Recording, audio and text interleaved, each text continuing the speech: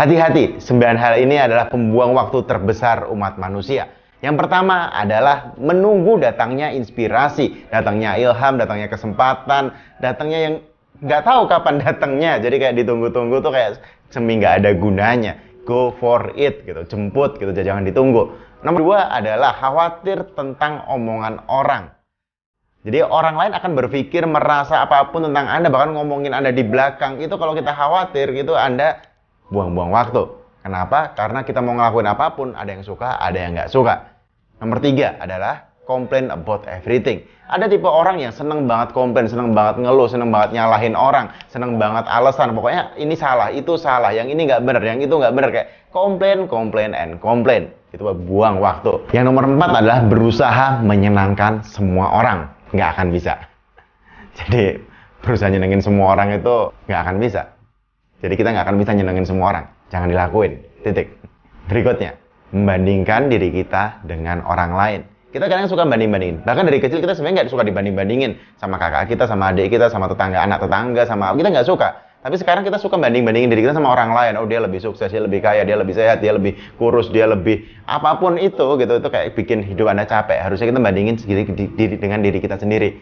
Oh, saya bandingin dulu saya misalnya penghasilan segini, sekarang saya segini. Dulu saya nggak bisa bahasa ini, sekarang saya bisa bahasa ini. Terus kayak be better version of yourself, be better you. Jangan kayak bandingin dengan orang lain yang orang lain ini nggak akan pernah selesai, nggak akan pernah habis. Kita sedang kompetisi sebenarnya sama diri sendiri, bukan dengan orang lain. Berikutnya, nomor 6. Mengulang kesalahan yang sama berulang-ulang. Ketika Anda melakukan kesalahan yang sama berulang-ulang, artinya Anda tidak benar-benar belajar. Kata Siddhartha Gautama, kata Buddha, dibilang bahwa mistake atau lessons will always be repeated until it is learned.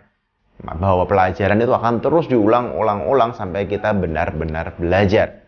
Jadi kita perlu belajar untuk kesalahan yang kita lakukan agar tidak perlu kita ulangin.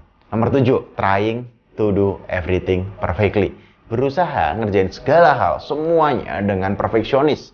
Itu capek banget. Yes, ada hal-hal yang kita perlu perfeksionis. Pilih mana yang benar-benar penting, kita benar-benar harus perfeksionis. Tapi yang lain kayak kadang kita perlu santai, perlu let it go, perlu kayak enjoy the flow gitu. Sehingga kita nggak yang capek dengan semua perfeksionis di kepala kita sendiri.